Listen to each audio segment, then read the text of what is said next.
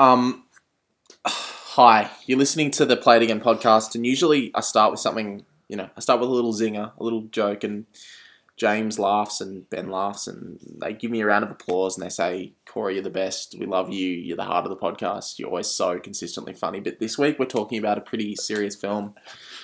It's about a group of people that go up, and a lot of them are overweight, and it very similar to The Biggest Loser, and they sort of battle it out to the death to get home so they can eat and go to the temptation room. The movie is, of course, Hacksaw Ridge, and that's what we're talking about this week. But before we get onto it, led by Commando Steve, Ben, what's been happening in movie news? I was expecting some deep shit there. Not much really. Rami Malek, the Mr. Robot player in Night Museum as well, is playing Freddie Mercury in a biopic, which is interesting. But Bryan Singer is linked to direct, which great. That sounds good. Like the Black Plague sounds good. Yeah, it's weird. It's Bryan good. If, Singer though. No, I know I was being sarcastic. I said that sounds. Oh, good. like the Black. Like the Black Plague. I didn't hear that bit at all. Yeah. You know what I love about Rami Malek is when he was in Night at Museum 2, everyone got annoyed that he was casted as an Egyptian. And he's Egyptian. And everyone was like, well, this is wrong. Why cast a white man as an Egyptian? Whitewashing, and then someone had to point out to Tom, like, oh, no, he's very much Egyptian. And they were like, oh, well, he's still a man. Pharaohs were all men. Shut up! Yeah, Bryan Singer, I don't think, apart from Days of Future Past, First Class, and the first X-Men, I don't think any of his films are actually well acclaimed. Oh, I'm sorry, I wasn't thinking of Bryan Singer. I was thinking of guy from Star Trek that did Origins and X-Men 3. Yeah. Where'd you get that from? Yeah. Who was that? The guy that directed the shittest X-Men. You know what I'm talking about. X-Men 3? Yeah. X-Men 3 and Days of Future Past. William Shatner. He didn't direct that. Shatner did not. What the fuck? Oh, he didn't direct that. Find out quickly, because Bryan Singer directed the... Just so you understand, we've got Avengers Age of Ultron on as we're recording this podcast, and the Hulk is currently fighting Iron Man. Yeah. Very much lots of trailer shots in here. Lots of sweet. What, you thought of fucking Brett Ratner? Oh, Brett Ratner. Brett Ratner, William Shatner. Very similar names. Oh, yeah, no, okay, I'm see. seeing that. Ben, what else is happening? Get off your phone, you fucking 12-year-old girl. Johnny Depp has joined the Fantastic Beasts sequel. Worst news I've heard all decade. I'm just not a fan of Johnny Depp anymore. I'm not the biggest fan of domestic violence, so I don't really love him that much, to be honest. But apart from the fact that he's just a cunt in real life, allegedly, he just doesn't fit that universe at all. Yeah, I just can't. Then see again, a place for him. I would have said the same about Ezra Miller and Colin Farrell. I still don't think Ezra Miller fits. I still don't think Colin Farrell fits. Like I've said, I don't have high hopes for Fantastic Eddie Beasts. Redmayne came out and said Harry Potter's his fantastic series, so he wouldn't have taken the job if he didn't think it was going to be good. Which I can understand. Any British person, Harry Potter's the best. Harry Potter and Neighbours are my life. This is interesting. The Flash movie loses its director, who was the director of Dope. I forgot his name. But good director. The girl who's playing Iris West said she doesn't want to she's thinking about not doing the movie now because the only reason she joined up is because she wanted to work with that director. There was a leaked email. There was a recent discussion that was leaked about DC movies. And there was this guy talking about how he went to talking to a bunch of executives that were talking about the Batman movie, and he said the script's not good. The script isn't good. There's about 30 plot holes we need to change before we start shooting. And they basically said to him, who gives a fuck? It's a script. Audiences don't notice the script. It's going to make lots of money either way. Yeah, and the interesting thing there was they were saying that most of their money's made in non-English speaking markets. So why give a shit if it's incoherent? That's pretty much. That doesn't surprise me whatsoever because the scripts are fucking awful in the DC films. Yeah, but they're awful in we're watching Age of Ultron now and the script was awful in this, and it is in most Marvel films as well. It's just cheesy. It's quite quippy. It's quippy enough. An Avengers. That's the worst thing is that though. It's like the Avengers cringe, but with no fucking jokes in the DC movies. Yeah. The worst thing is like DC are legit in fucking trouble with these films. Mm-hmm. They made Man of Steel and like Avengers came out and they're like, fuck, we need to have like an idea, and then they're like, no, let's just do this all at once. Like Wonder Woman, the trailer came out, which I think we talked about. Did we talk about last week? No, we're talking about this week. Sorry, the Wonder Woman trailer came out. Yeah. But other than that, like I think even Mr. Sunday's Movies had a video. Like every Warner Bros, every like DC film has legit had something wrong happen with it. Yeah, like in production or anything that. Yeah. The only one he said, like in terms of quality. Oh yeah, that as well. But the only he said the only one he's really excited for, because even Wonder Woman, which from the trailer looks pretty okay. Yeah. But even they said Wonder Woman, like the people saw like the emails leaked for that where they're like the movie's not good. Like. Yeah, you know that you need to do something about it, and they just didn't care. But like he said, the only one he's excited for is Aquaman because it's something new. Aquaman. The director, sounds like a Bondi hipster. Yeah, Aquaman. the director as well attached to it, and it could be something relatively unique. I'm sure there'll be production troubles for that. The Flash is just another one of the movies. Wonder Woman had the director step down early. I think the only Marvel film that had any problem with like your director is Ant-Man, where Edgar Wright pulled out, but that was so early in production. And that was Ant-Man. That was like 3 years. It was like that was before they even knew about the extended universe. Yeah. So. Yeah. Like he was writing the script and then he was linked to direct. That was just Flash is literally coming out next year. It's a real fucking worry for DC, and I haven't enjoyed any of their movies so far. It's not looking good at all. Justice League looks shit. We've said that. The Flash I wasn't really excited for anyway because Ezra Miller's performance looked pretty cringy in the Justice League trailer. It was. Yeah. The only one I'm sort of excited for Ezra Miller, is Wonder Woman. I'm sort of excited for. I mean, we'll touch on it in the trailer, but it does look a little bit. I think they took it on board where it does look a little bit jokey. Yeah, it's not dark, and it was like it was very like it was pretty shit jokes, but like.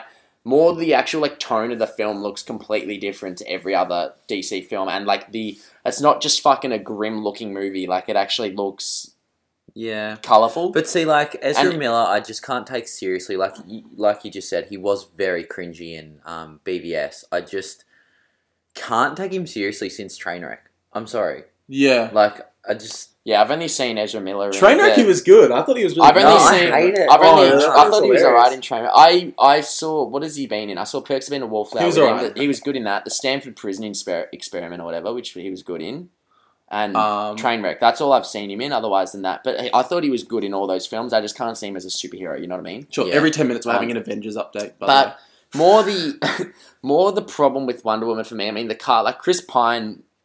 good casting and all that. Like it looks like a fine movie. We'll get on I just don't think Gal Gadot can hold a film. After Keeping Up with the Joneses. Well, no, because she wasn't like a main actress. Like she was probably in that film for like 30 minutes. I thought she was okay in Batman v Superman. Yeah, she was in it for 10 minutes. You know what I mean? Like 20 minutes. We'll see. But I mean, to her, she hasn't really had an English movie. Like have you noticed in this as well that her accent in the film was like her original accent in Fast and I don't think Furious. she will be the only one in the film. No, but her accent in Baby S was like full American, and in this trailer, it's legit like she not. Yeah, but that's because she's Amazonian, and it's set before BBS.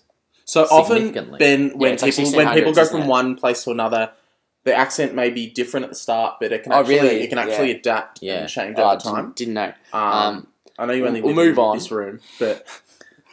Olivia Munn has joined the Predator film as a lead, which is interesting. I don't really like Olivia Munn, to be honest. She's very good at non-speaking roles. Yeah, I've only really seen her in the Newsroom TV show. Yeah, she was good at. And Psylocke, she didn't have much to do. She didn't fucking do anything in that movie. Yeah, I'm really excited. I fucking love the Predator. And Shane Black is an awesome director. My only worry is that now Shane Black's last film was The Nice Guys, wasn't it? Yeah. My only worry is that it was rumored to be PG-13, and now we don't know whether it's going to be PG-13 or R-18. Apparently. Are you sure? Yeah, because he came out and said after the success of Deadpool, he's making an R film. Okay, and Arnie isn't returning. Predator. Arnie's returning. Yeah. I read that. Yeah. Well, then why is anyone worried? Olivia Munn won't ruin it. I mean, there was the cringy.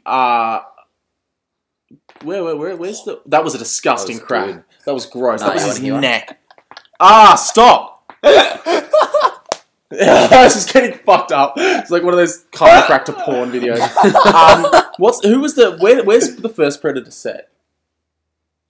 Fuck, fine. I don't know. It's like the jungle of Vietnam, Yeah. or Central, West, East, North, South Asia. And there's like the girl that they meet, and she's kind of cringy. The one that keeps trying to run away. Yeah, that's like an 80s action film. Olivia Munn if you watch can't any be 80s really- film, all the women are cringy. Olivia Munn can't be worse than that, really. Yeah, no, she can't. Ultron, just a Avengers update. Ultron and the Asian lady talking. She looks pretty scared. Look, I'd be pretty scared too if there was an 8-foot Speaking robot about looking at Disney, me. they're developing a live-action Snow White film. I reckon they're... Snow. Well, that's I reckon they're literally touching all the animated films. Beauty and the Beast, Lion King, now Snow White. They've done Jungle Book. Yeah. The first Snow White would be good. That'd be like the first Snow White that's been But made. there's been that so hasn't many been a porn parody for like the There's last been so 50 many years. Snow White films in the last 10 years that have been different. Like, there was the Mirror, then the Snow White and the Huntsman. And there was like 4 in that 1 year that came out. There's been so many different takes on it. I mean, it could be interesting, but it's been over. Like, there's much more. There's many more Disney films that could be made into it. Even Pinocchio. If Pinocchio got like a live action, Be fucking creepy. update, That'd it'd be be creepy creepy as as shit. hell. It'd be Creepy as cool. fuck. Yeah. I Last bit of would news. not enjoy that. Last bit of news. Tom Hardy is playing Al Capone in a film directed by Josh Trank, which his last film was Fantastic Four. Oh. Ooh. And he left the Star Wars standalone film. And Didn't get fired or anything, but wasn't that who fucking? I thought that was the one where Colin Trevorrow replaced him. Was that? Yeah. Yeah. Like, ugh. Even then, Colin Trevorrow is a weird. Talk about pickup. replacing shit with vomit. Yeah, right. Oh, I don't know. Oh, I mean, Fantastic Four, you can't really blame him. I liked Chronicle, so I'll still... Well, Fantastic Four, there's been, like, I mean, So much shit interference. came out where there was studio interference, so you'd never really know. Like, he kept tweeting before the film even came out, like, I want people to see my vision, but that won't happen. And then he just did not get to edit the film, did not even do anything post-production, because he just kept tweeting about the studio. Yeah, pretty much. Which a lot of people, like, a lot of the, even that Flash director, like, a lot of people are leaving for creative differences. And it's just because, like, the studio want one thing and the director wants another. Like, Tim Miller, Flash director now, like, Edgar Wright, creative differences. That you didn't want to shoehorn much Marvel shit in there. I was listening to an interview with Dakota Fanning the other day, and she was talking about, because she's just gone into directing, and she was talking about when you're trying to... Really? You're trying to... She's really cool. I think She sounds Bradley really Cooper's cool. Where gone has into she been? directing. Neon Demon. She was in a last film- season. Neon Demon, yeah. No, I that's haven't seen Ellie. that. That was Ellie Fanning. Oh, was it? Dakota Fanning did a she movie fucking hasn't called done anything since- American Pastoral this year. She hasn't done anything in ages. That just premiered in the US. It doesn't get the best reviews, but it looks. If you watch the trailer, it looks pretty cool. It's about like a Vietnam anarchist, and she sort of ends up blowing up a building, and then sort of gets into like this sort of anarchist cult In America. Yeah, Yeah. She seems really cool, Dakota Fanning. So she was talking about how she's found it really frustrating that every time you talk to a studio about making a movie, if you don't really have the money to get an indie film going, the first question they ask is, why do people want to see this film? Like, why should people go and buy money to see this film? And that sounds like an obvious question. But when you think about it, that's actually a really hard question to answer. Yeah. If you just want to make a film... It would be really hard.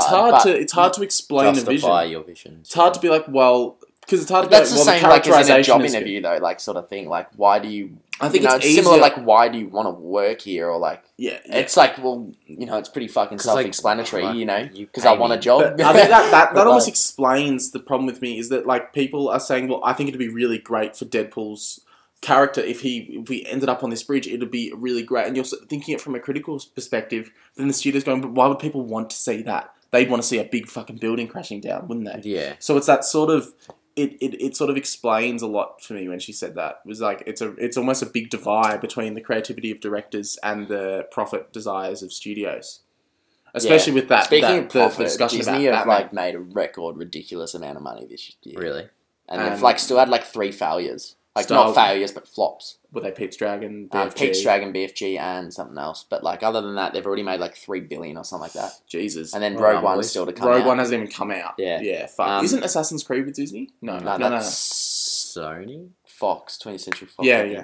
think. Ubisoft. Trailers split. A new trailer for the M. Night Shyamalan. This actually looks fucking freaky. Wait, what really film? interesting split. The one where James McAvoy Has like plays 23 personalities. And like he's sitting there looking at the girls with like a pink sweater. He's like, he ain't gonna hurt you. Yeah. I'm just like sitting there. I'm like, fuck, this is uncomfortable. Looks like a cross between Mrs. Doubtfire and something worse.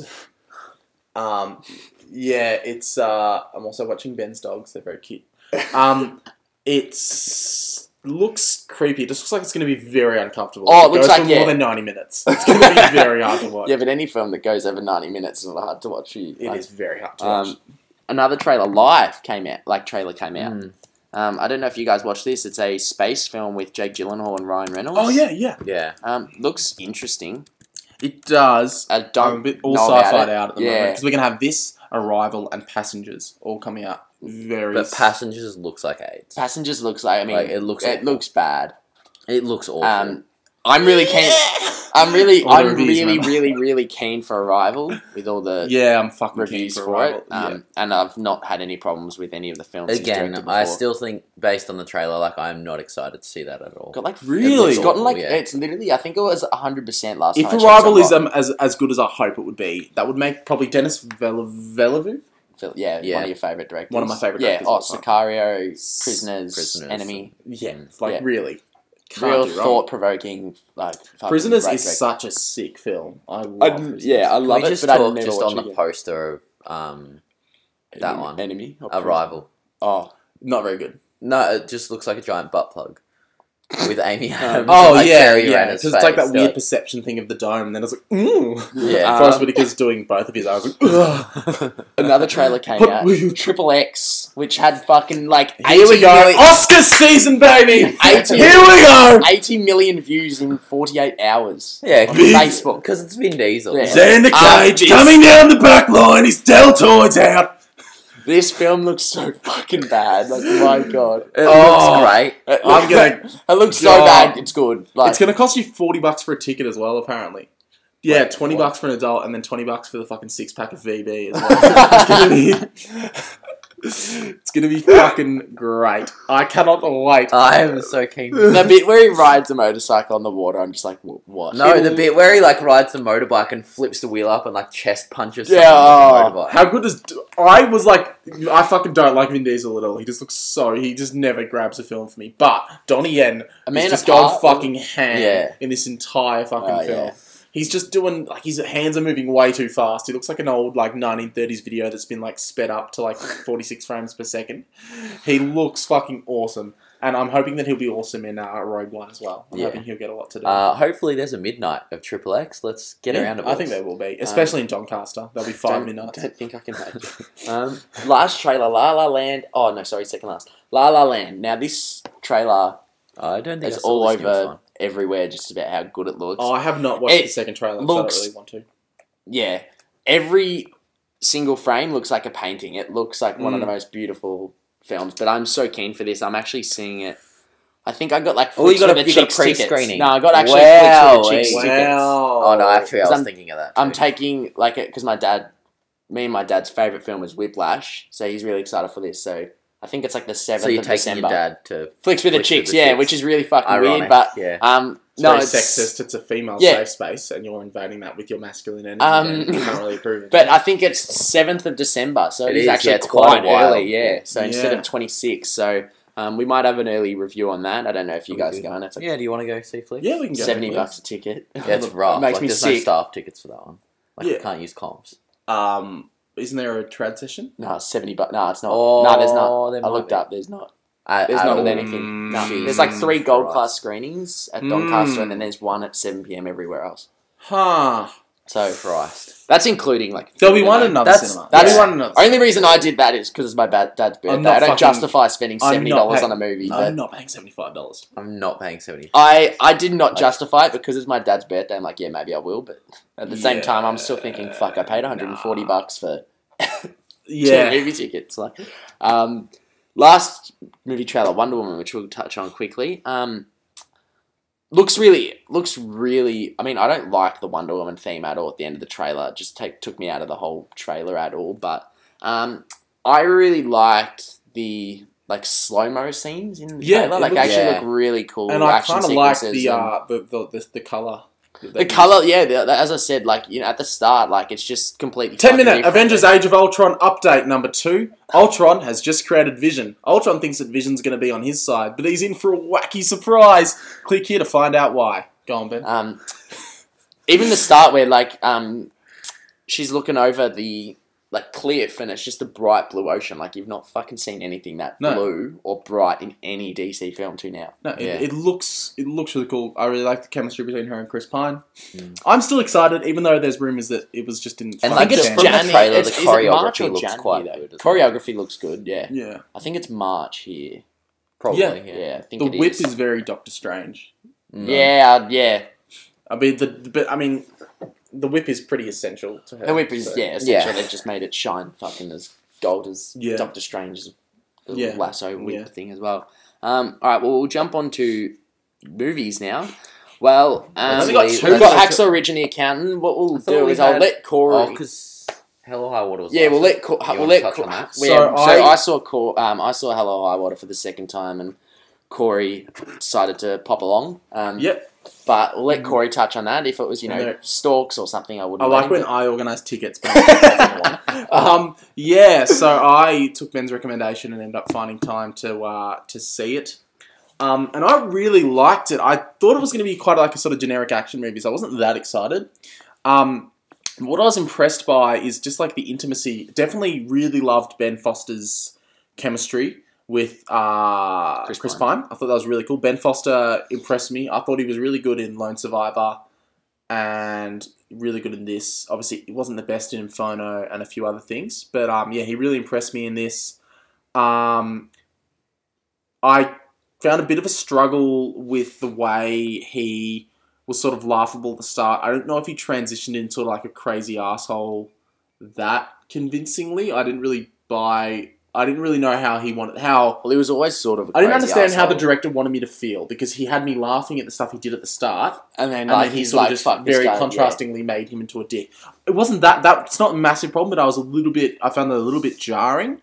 But what I really loved about this film is that it's not just a simple action movie. There's heaps of underlying tones about politics and the state of America and the state of Texas. Especially in the way that they're robbing banks, and what I love is that the police, and especially Jeff Bridges, who's also so fucking Jeff Bridges in this, it's ridiculous. It's hard to hear him at sometimes. He's just they're robbing banks, and he's asking civilians, and the civilians of Texas are just I don't give a fuck. Those banks have been robbing me for 10 years. It's about time someone fucking robbed them. And every time they go on the streets are always fucking dead. It's just such a brilliant representation of how America, 50% of America now lives on the poverty line.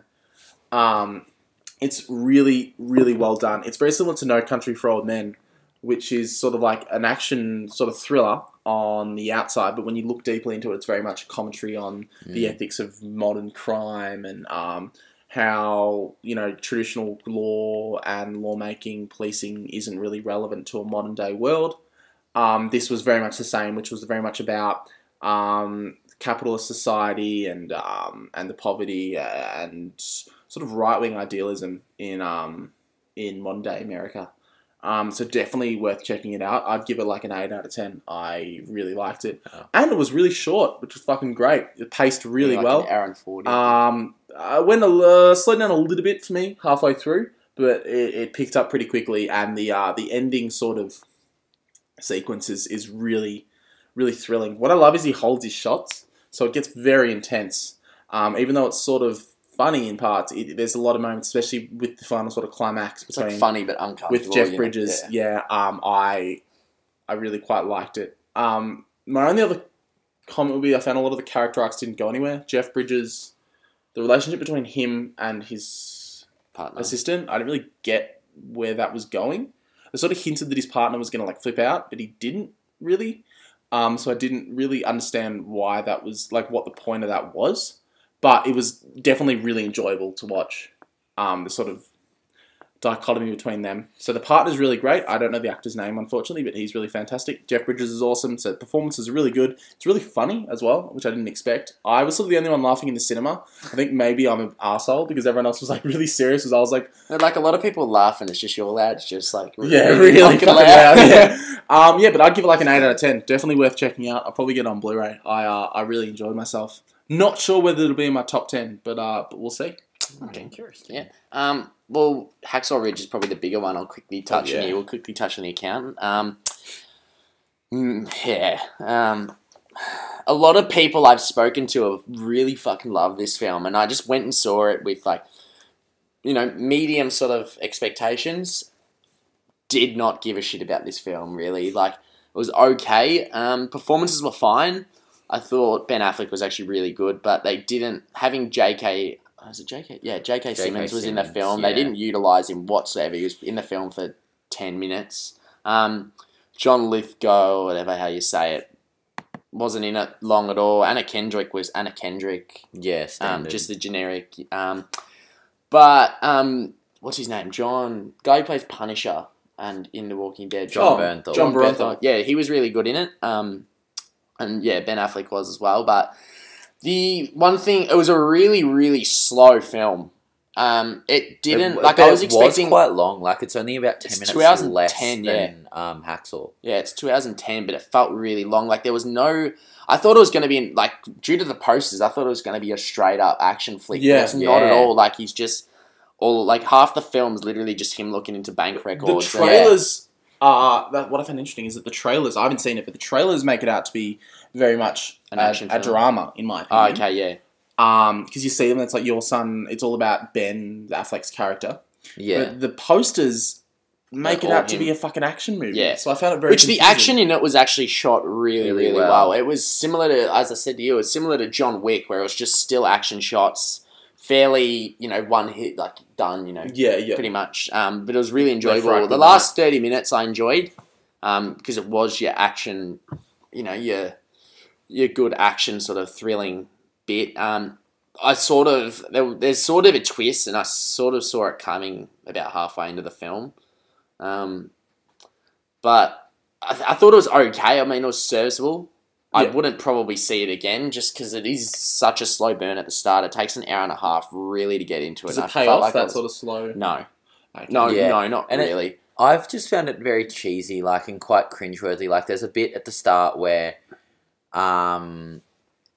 like, young Ben Affleck is kind of, like, freaking out, because he has autism and people with autism freak the fuck out all the time.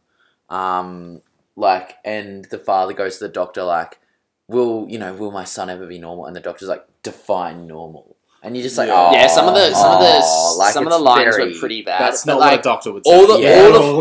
All the flashbacks as well weren't, like, they didn't pay off. Yeah, no, they didn't at all. It was okay. I'd probably give it like a 5.5. The way the action scenes were shot brings it up quite a bit. I like to see that. I don't know who directed this, but I'd like to see the director of this take on a, not a James Bond film, but like a proper action. Yeah. Proper action.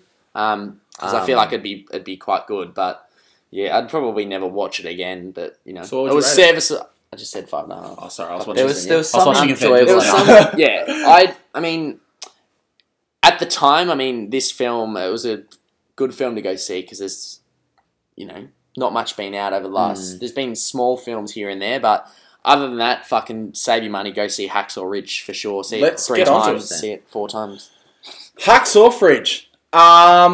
The Mel Gibson comeback film, indefinitely, in my opinion. If Apocalypto wasn't his comeback, which not enough people saw. I quite like Apocalypto, even though it's fucking brutal. I've actually never seen it. Yeah, I never saw it. Start with James. What did you sort of think of this film?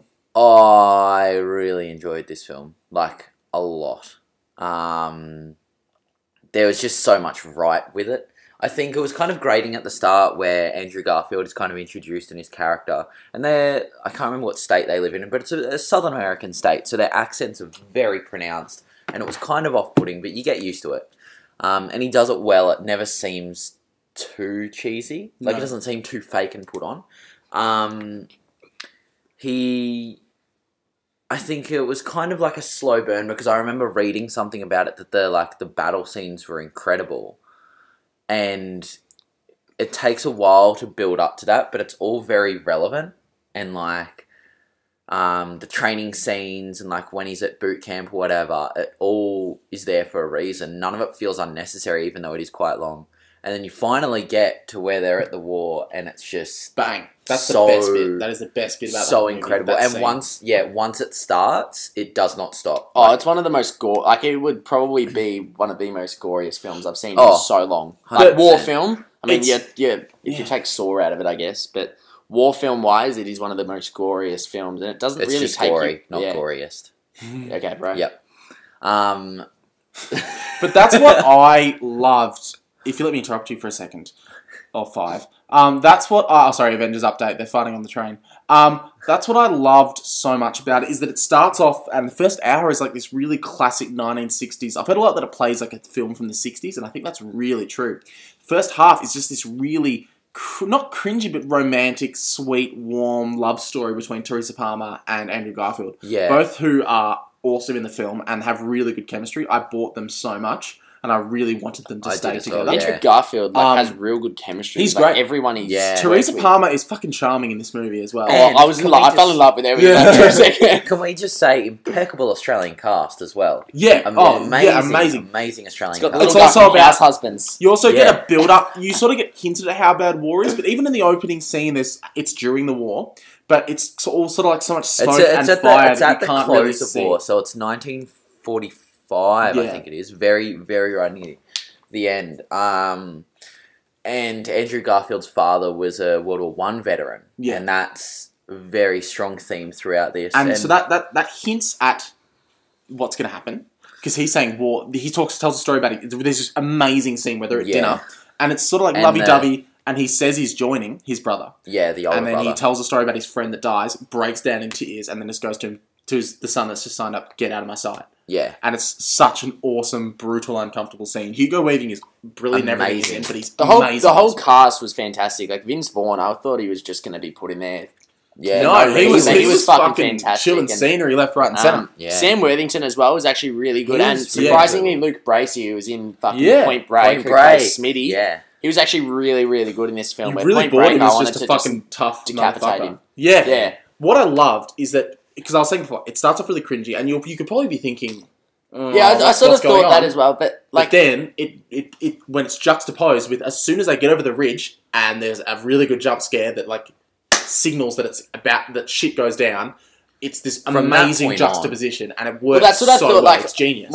I watched a review, and he's like, he really didn't like the start bit because like it was very cliche, and I'm like, Yeah. I felt like it wasn't at all. I felt like it was a perfect start because But it's that's meant what to it was be. like back then. Like people would propose in like 2 weeks. You know what I mean? Ben Like, was actually born in the 50s. A lot of yeah, people don't know.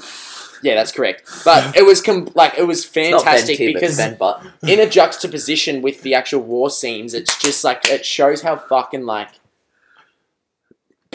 fucked up. yeah. I was like, what? Yeah.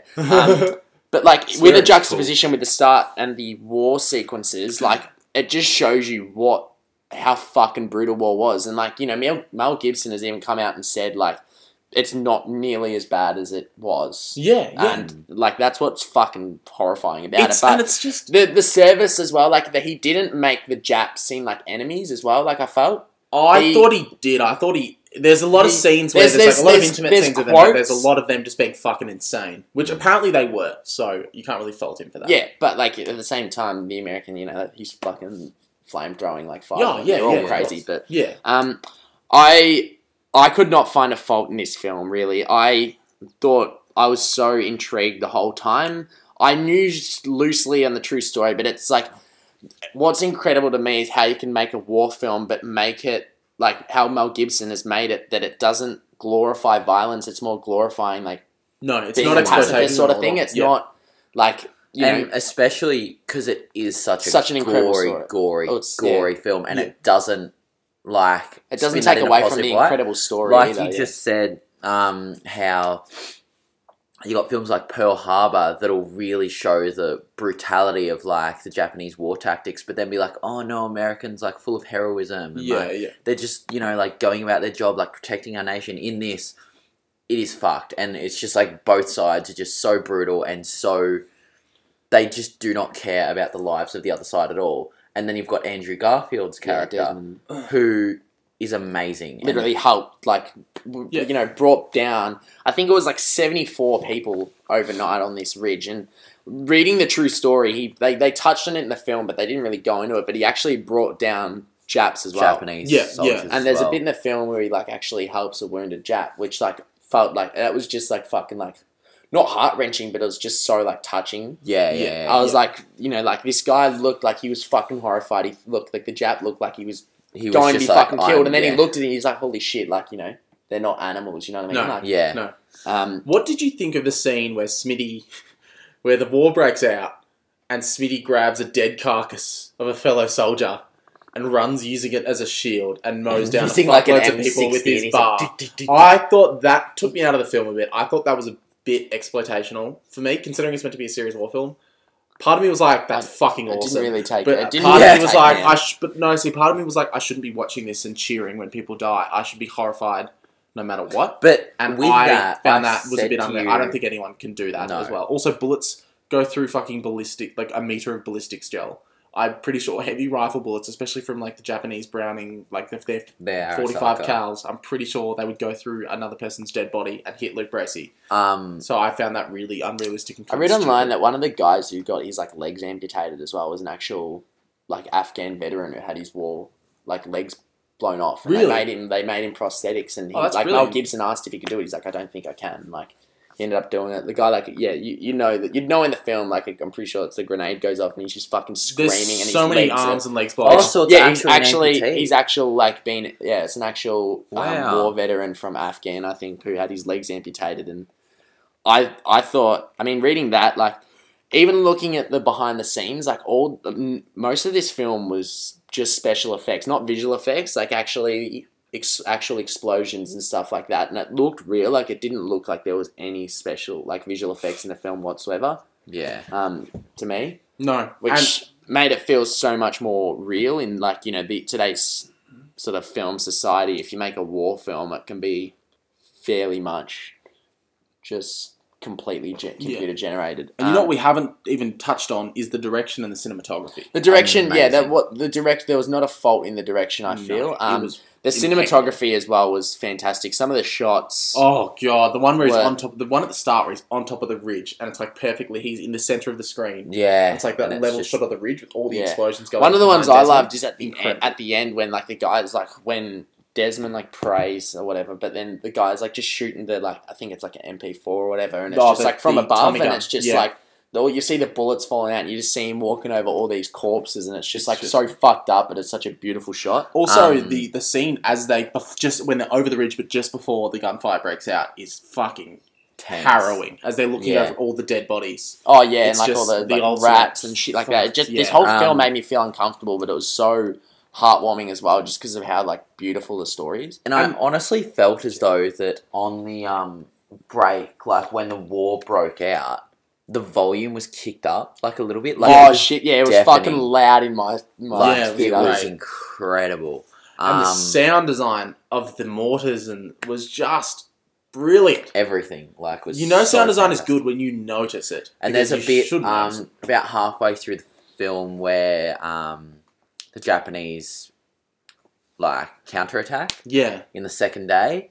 And it's just like this dead, still morning, and like the fog's going over the battlefield, and then you hear like these little screams. Yeah, that's and fucking horrifying. It turns into a chorus. It's like the Japanese soldiers just rush. Because when I saw that, it just reminded me, like, I've been smashing out Battlefield 1, it just reminded me when people throw smokes down there, running through you at the bayonet, like, you're fucking standing there horrified on that game, but like, watching that movie, it's pretty much. They're like the smoke, and then they're just fucking sprinting through, and then it shows you how many people are running. You're like, fuck, like, there's holy a lot shit. Just prepare yourself if you're not good with violence. There's more bayonets used in this film than fucking gunfire. As well. And if you're not good with violence, I'd recommend waiting till this is on DVD and skipping through those. I scenes. said to Corey, like, and I don't normally feel sick in films, but this I was genuine like, Jesus, like I'm getting nauseous in this.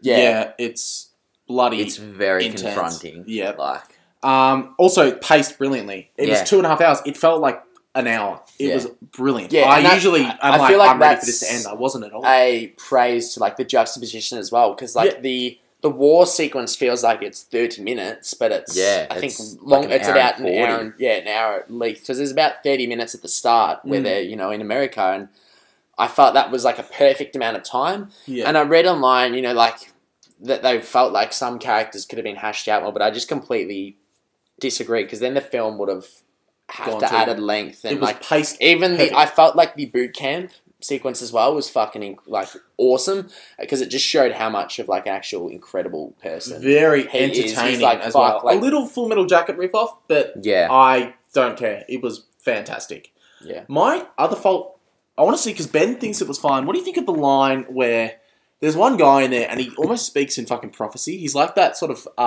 overweight black kid in Harry Potter and the Prisoner of Azkaban. It's like, black could be anywhere. That one. Camera just keeps slowly zooming in on him, and he just, as he says, really important exposition.